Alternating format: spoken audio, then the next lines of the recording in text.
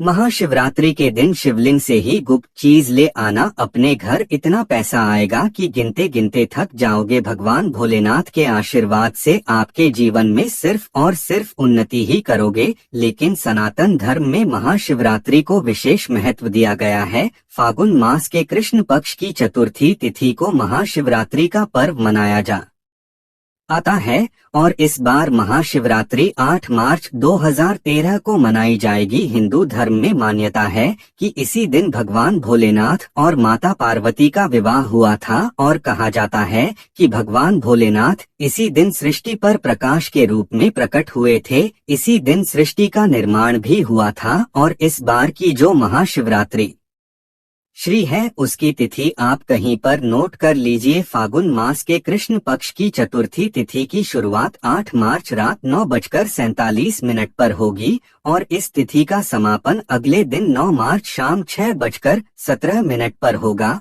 तो आपको इसी के बीच में उपाय करना है। क्या करना है, कैसे करना है, वो बताने से पहले आप यह मांझी की महाशिवरात्रि का अर्थ क्या होता है, तो सबसे पहले यह जानिए कि माह का अर्थ होता है महान और शिवरात्रि का अर्थ होता है शिव की रात्रि, अर्थात शिव जी की महान रात्रि को ही महाशिवरात्रि कहा जाता है। यह बेहद शुभ मानी जाती है। कहा जाता है कि कोई भी व्यक्ति इस दिन भगवान भोलेनाथ की थोड़ी सी पूजा साधना या कर ले तो उस व्यक्ति के जीवन में हर मनोकामना वह स्वयं ही पूर्ण कर पाता है। उस व्यक्ति के जीवन में हर कष्ट बिल्कुल खत्म कर देते हैं भोलेनाथ और उस व्यक्ति के जीवन में धन की वर्षा निश्चित ही शुरू हो जाती है। दोस्तों, अगर आप चाहते हैं कि भगवान भोलेनाथ की कृपा आप पर और आपके पूरे परिवार पर सदैव बनी रहे तो कमेंट बॉक्स में ओम नमः शिवाय लिखने के साथ ही अपनी राशि लिख दीजिए। राशि के अनुसार जो उपाय बन पड़ेगा मैं कमेंट में आपको बता दूंगी। तो आपको क्या करना है,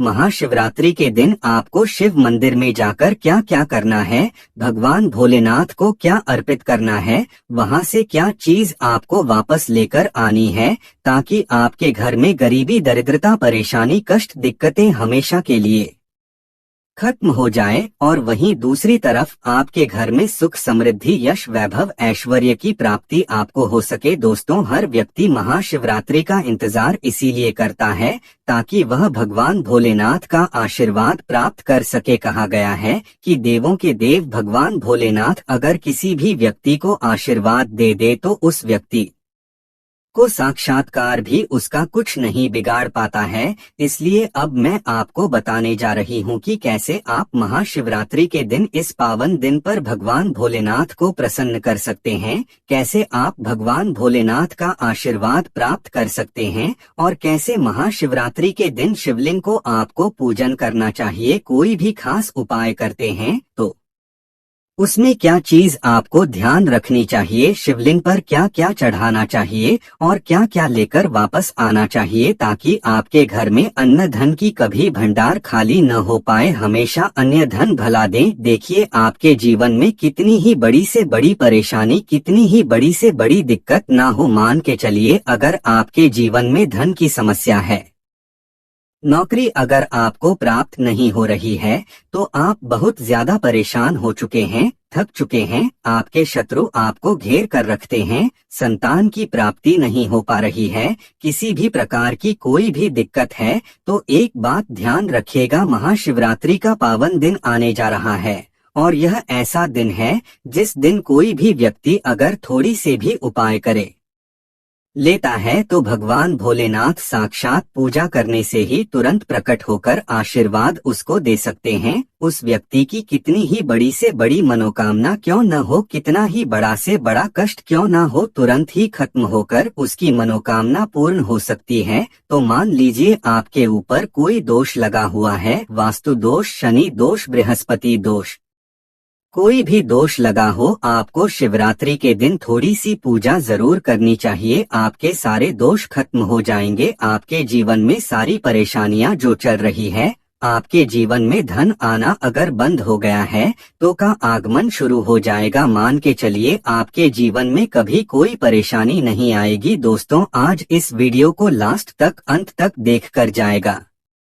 का मान के चलिए भगवान भोलेनाथ का शुरुआत तो आपको मिलेगा ही, और इस वीडियो के अंत में आपको खुद महसूस होगा कि आज अपने यहाँ की कोई जानकारी लेकर गए हैं। आपका 5 से 10 मिनट का जो कीमती समय है वो आपको पूरे जीवन याद रहेगा। आपकी हर मनोकामना पूर्ण होने वाली है। लेकिन एक बात क्या कही गई है, ध्यान से सुनेगा। जब भी हम भगवान भोलेनाथ की पूजा करते हैं हमें धैर्य रखना चाहिए, विश्वास रखना चाहिए और श्रद्धा के साथ भगवान भोलेनाथ का पूजन करना चाहिए, क्योंकि भगवान भोलेनाथ बहुत ही भोले हैं। वो किसी भी व्यक्ति की हल्की सी पूजा साधना क्रिया को तुरंत ही तथास्तु में बदल देते हैं, यानी कि मनोकामना को पूर्ण कर देते हैं। अब मैं आपको उपाय बताने जा रही हूँ, हर एक ध्यान से सुनिएगा। मैं जितने उपाय बताऊंगी सब उपाय मंदिर के अंदर ही होंगे, लेकिन सबसे पहले आप वीडियो को लाइक करके चैनल को सब्सक्राइब और पास वाला बेल आइकन जरूर दीजिए दोस्तों का, कि आपके निजी जीवन से जुड़ी हर समस्या का समाधान हर रोज बिल्कुल मुफ्त में आपको मिल सके। लेकिन होता क्या है, कई लोग मुझसे पूछते हैं कि दीदी हमारे घर पर शिवलिंग है, जहाँ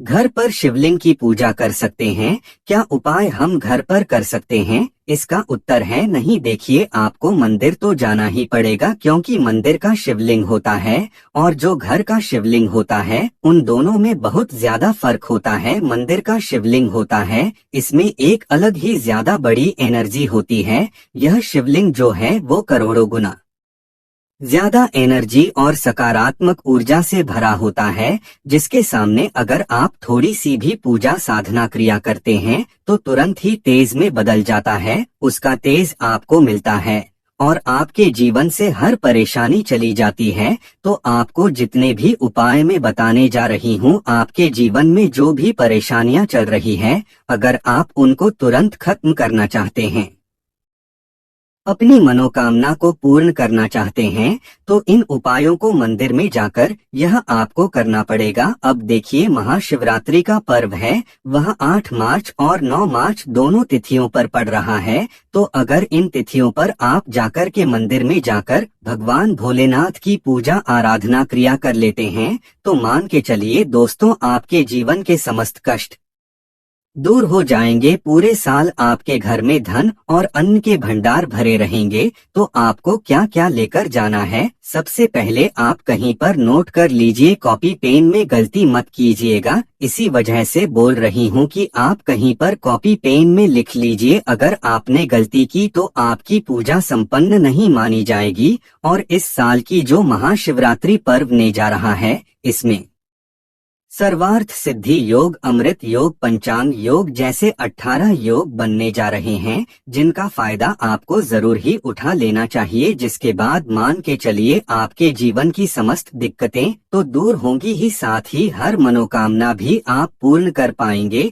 तो सबसे पहली चीज आपको शिवालय पर लेकर जानी है, वो है जल। अब कई लोग बोलेंगे कि दीदी जी ऑल्टो शिवालय में भी मिल जाता है, तो जी नहीं, आपको अपने घर से जल लेकर जाना चाहिए अगर आप अपनी परेशानियों से मुक्ति पाना चाहते हैं। इसके पीछे सबसे बड़ी वजह जो है वो यह है कि अगर आप अपने घर से जल लेकर भगवान भोलेनाथ पर अर्पित करते हैं, तो जल के माध्यम से आप भोले बाबा से सीधे रूप से जुड़ सकते हैं। अपनी परेशानियों को बोलते हुए अगर आप इन जल को समर्पित करते हैं, तो आपकी जो परेशानी है वो सीधे भगवान भोलेनाथ तक पहुंच जाती है। और जल ले जाते समय उसमें 2-4 बूंद गंगाजल जादू डाली जाएगा। इसका फल आपको 1000 कन्याओं को खाना खिलाने के बराबर मिल जाता है। दूसरी जो चीज भगवान भोलेनाथ को अर्पित करनी है, वह बेलपत्र। बेलपत्र बिल्कुल भी खंडित नहीं होना चाहिए। 3 परतों की तरफ से जो चिकना भाग होता है वहीं आपको भगवान भोलेनाथ को समर्पित करना चाहिए। तीसरी चीज है वो है सफेद पुष्प। आप ले जाना बिल्कुल मत भूलिएगा। सफेद पुष्प भगवान भोलेनाथ को अति प्रिय होता है, इसे जरूर चढ़ाएगा। सफेद पुष्प इसलिए भी चढ़ाना चाहिए अगर आप में कोई रोग लगा हुआ है, कोई बीमारी से छुटकारा पाना चाहते हैं तो सफेद पुष्प महाशिवरात्रि के दिन जरूर अर्पित की जगह इसी के साथ सफेद चंदन ले जाना भी अनिवार्य होता है। महाशिवरात्रि के दिन ध्यान रखिएगा दोस्तों, भगवान भोलेनाथ पर अगर आप दूध अर्पित करने जा रहे हैं तो एकदम ताजा कच्चा दूध लेकर जाइएगा, पका हुआ दूध नहीं चढ़ाना चाहिए और ना ही कच्चा दूध बहुत देर पुराना हो, आपको ताजा दूध अर्पित करना चाहिए। अगर वो खराब हो चुका है तो इससे आपको दोष लगता है। अगर आप अपनी हर मनोकामना को पूर्ण करना चाहते हैं तो आप एक डिब्बे में काली मिर्च भरकर लेकर चले जाइएगा और उसे अर्पित कर दीजिएगा। एक लाल कपड़ा भी लेकर जाना है, उसमें कपूर और मौली धागे से उसको बांध करके आपको अपनी जेब में रख कर लेकर जाना है। तो सिर्फ इतनी ही चीजें आपको शिवालय में लेकर जानी है। और 8 मार्च और 9 मार्च की तारीख पर अब आपको पूजा कैसे करनी है, अब ये जानते हैं। पूजा में बिल्कुल भी गलती मत कीजिएगा, इसलिए इस वीडियो को ध्यान से सुनते हुए लास्ट तक दिखेगा। जिन चीज मैंने आपको बताया है इन चीजों को तो आपको लेकर जाना ही है, और शिवालय से वापस क्या लेकर आना है वो भी आपको जानना है, जरूरी है। धन की प्राप्ति के लिए यह अति आवश्यक है। आपकी हर मनोकामना पूर्ण होगी, इसलिए तो अभी तक आपने वीडियो को लाइक नहीं किया तो लाइक करके चैनल को सब्सक्राइब, पासवर्ड फैलाई कंप्रेस करके ओम नमः शिवाय अभी तक ने लिखा है तो तुरंत लिख दी। आप सबसे पहले मंदिर में जाएंगे और आपको क्या करना है, मंदिर जाने से पहले काले या नीले कपड़े आपको धारण नहीं करना है, वरना भगवान भोलेनाथ आप पर क्रोधित हो जाएंगे। तो सबसे पहले आपको क्या करना है, सफेद रंग के वस्त्र धारण कर लीजिए। पतली धार बनाते हुए जल भगवान भोलेनाथ पर वहां पर पहुंचकर आपको अर्पित करना है। बहुत ध्यान सुनेगा, पतली धार बनाते हुए ही आपको भोलेनाथ पर जल को अर्पित करना है। अब आपको क्या करना है, भगवान भोलेनाथ पर चंदन लगाइए। चंदन लगाने के बाद भगवान भोलेनाथ पर 3 पत्ती वाला बेलपत्र आपको समर्पित करना है। 3 पत्ते वाला बेलपत्र चिकने साइड सही आपको लगाना है। इसके बाद सफेद पुष्प आपको चढ़ाना है, और अगर आप दूध लेकर गए हैं तो उसे भी अर्पित कर दीजिए। लेकिन ध्यान रखें, तांबे के पात्र में दूध लेकर भी हमें नहीं जाना चाहिए। अब दूध अर्पित और जल अर्पित सब चीजें आपने अर्पित कर दी। इसके बाद आपको क्या करना है, वहीं पर खड़े होकर 1008 बार आपको ओम नमः शिवाय का जाप करना है। 1008 बार नहीं कर सकते तो 108 बार कर लीजिए, 1108 बार कर लीजिए, लेकिन आपको वहीं पर खड़े होकर मंत्र जाप करना है। अब ये सब आपने कर लिया, अब क्या करना है, जो मैंने आपको पहले वीडियो में बताया था। एक डिब्बा काली मिर्च लेकर जो आप गए थे उसमें से एक मुट्ठी काली मिर्च आपको निकालनी है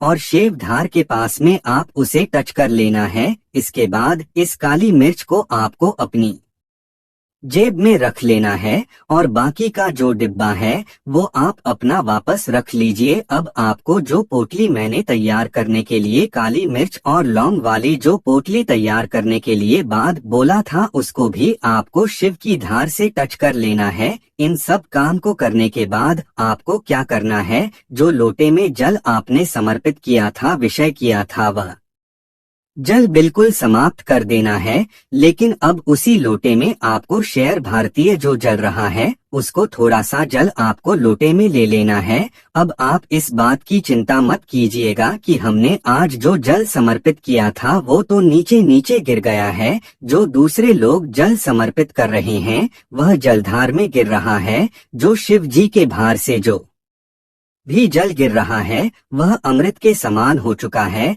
तो उस लोटे में आपको जल लेकर वापस अपने घर पर आ जाना है। ये सब चीजें महापर्व करने के बाद आपको अपनी मनोकामना बोलते हुए वहीं पर कुछ देर बैठे रहना है। अपने मन की व्यथा बोली है, उसके बाद अपने घर पर आ जाएं। जो लोटे में जल था उसे अपने पूरे घर में अलग अलग जगहों पर आपको छींटे लगा देना है। पूरे घर में आपको इस अमृत जल का जो है आज छिड़काव कर देना है।